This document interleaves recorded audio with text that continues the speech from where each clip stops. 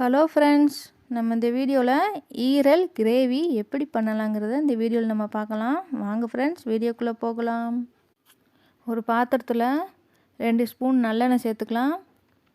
அதில் கொஞ்சமாக கடுகு, சோம்பு, கருவேப்பிலை சேர்த்துக்கலாம். கருவேப்பிலை நல்லா பொரிஞ்சதும் அதில் ஒரு வெங்காயத்தை சேர்த்துக்கலாம்.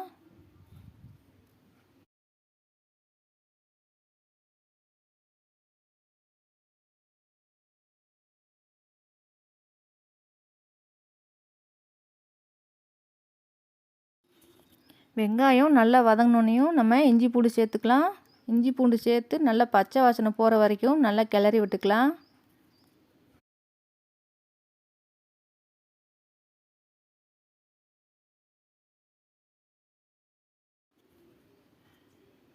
கொஞ்சமாக புதினா இலை, மல்லி இலை சேர்த்து நல்லா மிக்ஸ் பண்ணி விட்டுக்கலாம்.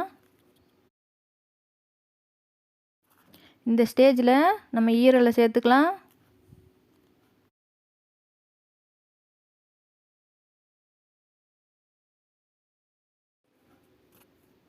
கொஞ்சமாக மஞ்சள்தூள் சேர்த்துக்கலாம். பெருங்காயத்தூள் சேர்த்துக்கலாம். தேவையான அளவு உப்பு சேர்த்துக்கலாம். நல்லா மிக்ஸ் பண்ணி விட்டுக்கலாம்.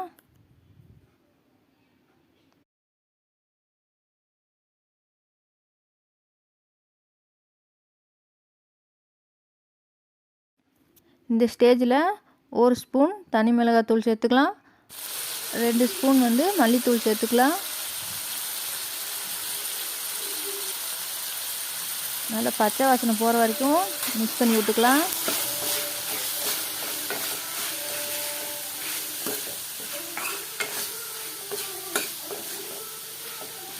ஈரலும் மசாலாவும் நல்லா மிக்ஸ் ஆகிருச்சு. இந்த ஸ்டேஜில் நம்ம ஒரு பெரிய தக்காளியை மிக்சியில் அடித்து இதில் நம்ம சேர்த்துக்கலாம். 2 ஸ்பூன் தேங்காய் கலவையும் இதில் நம்ம சேர்த்துக்கலாம். ஈரல், மசாலா, தக்காளி, தேங்காய் எல்லாம் நல்லா மிக்ஸ் ஆகணும். நல்லா கிளறி விட்டுட்டு இப்போ இதில் நம்ம குழம்புத்தூள் 2 ஸ்பூன் இதில் சேர்த்துக்கலாம்.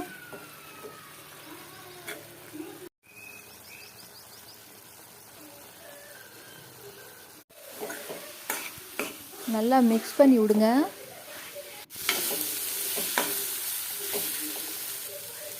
இப்போ வேணுங்கிற அளவுக்கு நம்ம தண்ணி ஊற்றி நல்லா கொதிக்க வச்சுக்கலாம்.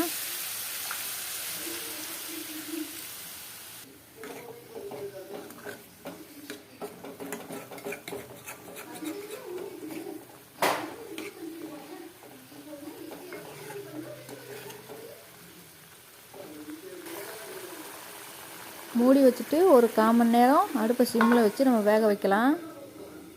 1/4 மணி நேரம் ஆயிடுச்சு. நம்ம மூடியை திறந்து பார்க்கலாம். ஈரலுமே நல்லா வெந்திருக்கு. குழம்புமே நல்லா கெட்டி ஆயிடுச்சு. இந்த ஸ்டேஜில் நம்ம அடுப்பை ஆஃப் பண்ணிடலாம். சுவையான ஈரல் கிரேவி ரெடி ஆயிடுச்சு.